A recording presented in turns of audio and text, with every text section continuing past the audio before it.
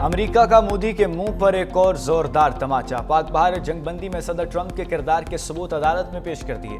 امریکی وزیر تجارت نے فیڈرل کورٹ کو لکھے گئے خط میں جنگ بندی کے پیچھے ساری کہانی بتا دی۔ امریکی وزیر تجارت کا کہنا ہے کہ صدر ٹرمپ نے بھارت پاکستان جنگ بندی کے لیے تجارت کا استعمال کیا۔ انہوں نے خبردار کیا کہ صدر ٹرمپ کے وسیع تجارتی اختیارات ختم کیے گئے تو پاک بھارت جنگ دوبارہ چھڑ سکتی ہے۔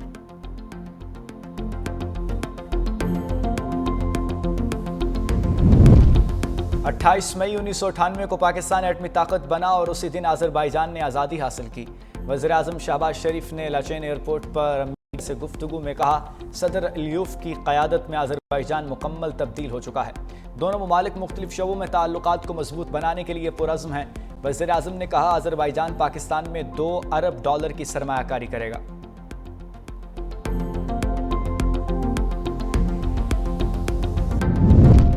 پاکستان کا پہلے سرکاری بٹ کوائن ریزرو اور قومی بٹ کوائن والیٹ کے قیام کا اعلان۔ وزیر اعظم کے معاون خصوصی برائے بلاک چین اور کرپٹو بلال بن ثاقب نے کہا کہ امریکہ کی پیروی کرتے ہوئے پاکستانی حکومت بٹ کوائن اسٹریٹجک ریزرو قائم کر رہی ہے۔ بٹ کوائن والیٹ ریاستی تحویل میں موجود ڈیجیٹل اثاثوں کو محفوظ رکھنے کے لیے بنایا گیا۔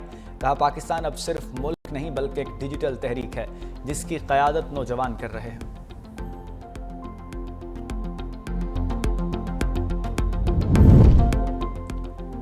بانی پی ٹی آئی پاکستان کی خاطر کچھ لو اور کچھ دو کی پالیسی کے تحت بات کرنے کے لیے تیار ہیں۔ سینیٹر علی ظفر کی بانی چیئرمین کے ساتھ ملاقات کے بعد میڈیا سے گفتگو بتایا، بانی نے کہا، میرے دروازے اسٹیبلشمنٹ سے بات چیت کے لیے کھلے ہیں۔ پاکستان میں اتحاد کی خاطر کسی بھی وقت مذاکرات کے لیے تیار ہوں۔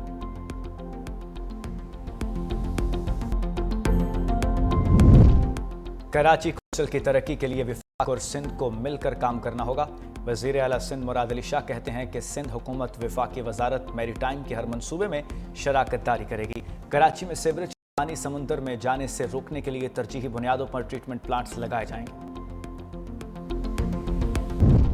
بھارتی سیاستدانوں کے ساتھ ساتھ بھارتی میڈیا کا دوغلا پن کھل کر سامنے آ گیا۔ افواج پاکستان سے منہ توڑ جواب ملنے پر پہلے مودی سرکار نے امریکہ سے سیز فائر کرانے کے لیے بھیک مانگی اور اب امریکی صدر ٹرمپ کی کردار کشی شروع کر دی۔ ارنب گوسوامی جیسے مودی کے حمایتیوں کو بھارت کی ناکامی ہضم نہیں ہو رہی۔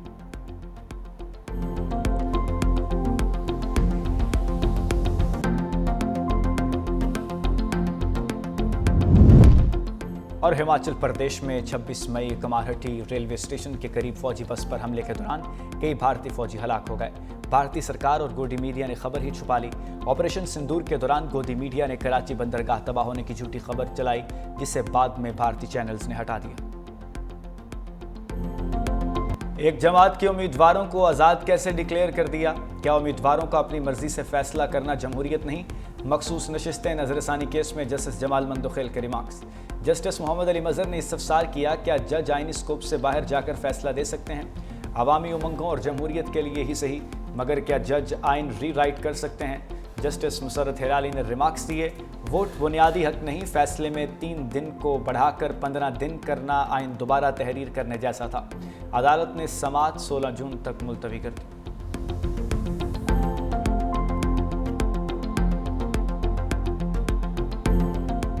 صاحبان نے یہ کہا ہے کہ جو غلطیاں الیکشن کمیشن آف پاکستان نے کی، ان کا خمیازہ پاکستان کے عوام کو ہم نہیں بھگتنے دیں گے۔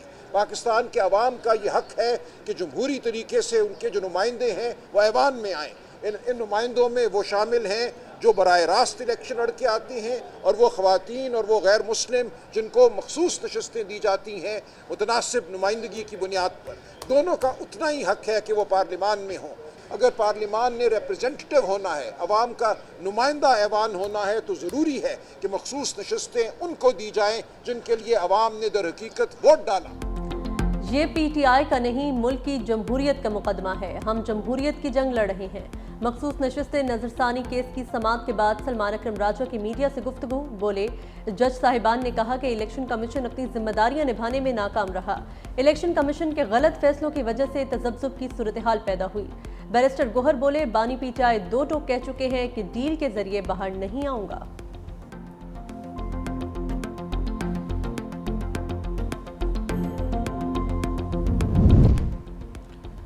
بانی پی ٹی آئی پاکستان کی خاطر کچھ لو کچھ دو کی پالیسی کے تحت بات کرنے کے لیے تیار ہیں۔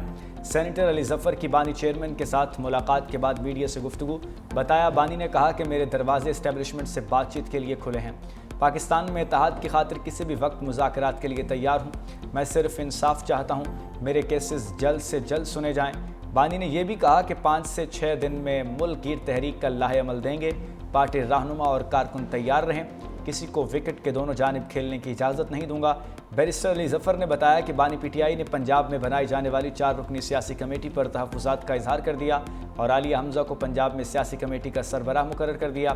اس سے پہلے عالیہ حمزہ کو چیف آرگنائزر کے عہدے سے ہٹا کر سیاسی کمیٹی میں سلمان اکرم راجہ، عمر ایوب، احمد خان بھچر اور عثمان اکرم کو شامل کیا گیا تھا۔ ججز ٹرانسفرز کیس اپنی نوعیت کا پہلا مقدمہ ہے۔ یہ فرسٹ امپریشن کا کیس ہے۔ ہمیں مستقبل کے لیے کیس کا فیصلہ کرنا ہے۔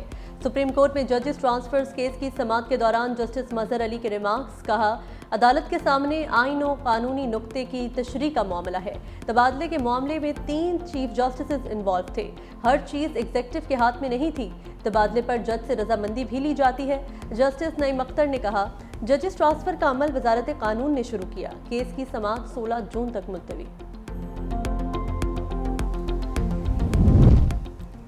پاکستان کا پہلے سرکاری حمایت یافتہ بٹ کوائن ریزرو کا اعلان۔ پہلا اسٹریٹجک بٹ کوائن ریزرو قائم کر دیا۔ پاکستان 2000 میگا واٹ بجلی کرپٹو اور اے آئی کو دے گا۔ پاکستان کرپٹو کونسل کے سی ای او بلال بن ثاقب کا لاس ویگاس میں خطاب۔ کہا، پاکستان میں 4 کروڑ کرپٹو والیٹس ہیں۔ ڈیجیٹل اثاثہ جات کے لیے نیا ریگولیٹری ادارہ قائم کیا گیا۔ پاکستان اب ماضی کا قیدی نہیں بلکہ ٹیکنالوجی کا مرکز ہے۔ ہم یہاں خواب نہیں حقیقت بنا رہے ہیں۔ صدر ٹرمپ کو امن اور کرپٹو اپنانے پر خراج تحسین پیش کرتے ہیں۔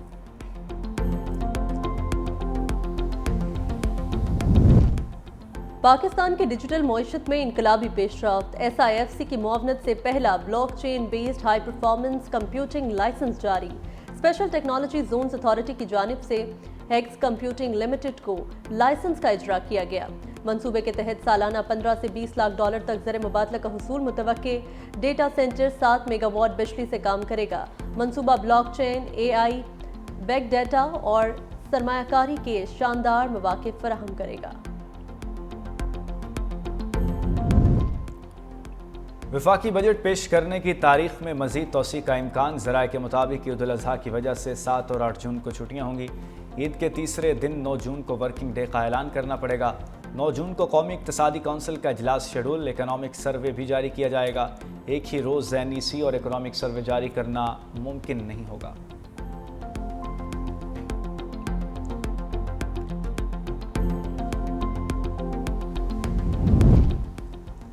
جمہوریت کی تسلسل اور اداروں کے استحکام کے لیے سیاسی مکالمے کا فروغ وقت کی اہم ضرورت ہے۔ صدر زرداری کی پنجاب کے مختلف وفود سے ملاقات میں گفتگو۔ صدر مملکت نے کہا، عوامی مسائل کے دیر پا حل کے لیے تمام طبقات کے ساتھ مشاورت اور تعاون کے ساتھ آگے بڑھنا ہوگا۔ وفاق اور صوبوں میں تعاون اور سیاسی یکجہتی ملکی سلامتی کی ضمانت ہے۔ اس کے لیے ہر سطح پر مثبت کردار ادا کرنا ہوگا۔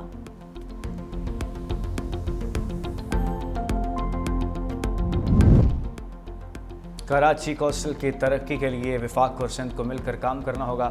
وزیر اعلیٰ سندھ مراد علی شاہ کی وفاقی اور وزیر بحری امور جنید انور سے ملاقات میں پیشکش۔ وزیر اعلیٰ مراد علی شاہ نے کہا، نکاسی آب کا پانی سمندر میں جانے سے روکنا چاہتے ہیں، ہمیں ہر صورت سیوریج ٹریٹمنٹ پلانٹ لگانے ہوں گے۔ میری ٹائم وزارت جو بھی منصوبے کرے گی، سندھ حکومت ان کے ساتھ شراکت داری کرے گی۔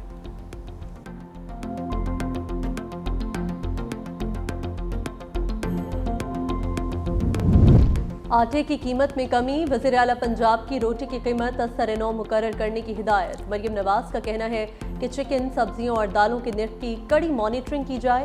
غریب کا بچہ ہفتے میں 1 دن سستا چکن کھا لیتا تھا، چکن مہنگا ہوا تو غریب ہفتے میں 1 دن بھی نہیں کھا سکے گا۔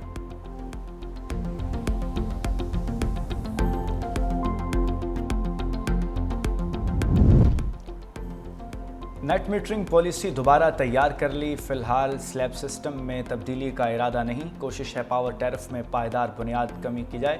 وفاقی وزیر توانائی اویس لغاری کا بجلی کے شعبے میں تبدیلیوں پر ورکشاپ سے خطاب۔ کہا، حکومت نے گزشتہ 1 سال میں صنعتی شعبے کا ٹیرف 30% کم کیا۔ پاور سیکٹر میں اہم اصلاحات کی گئیں۔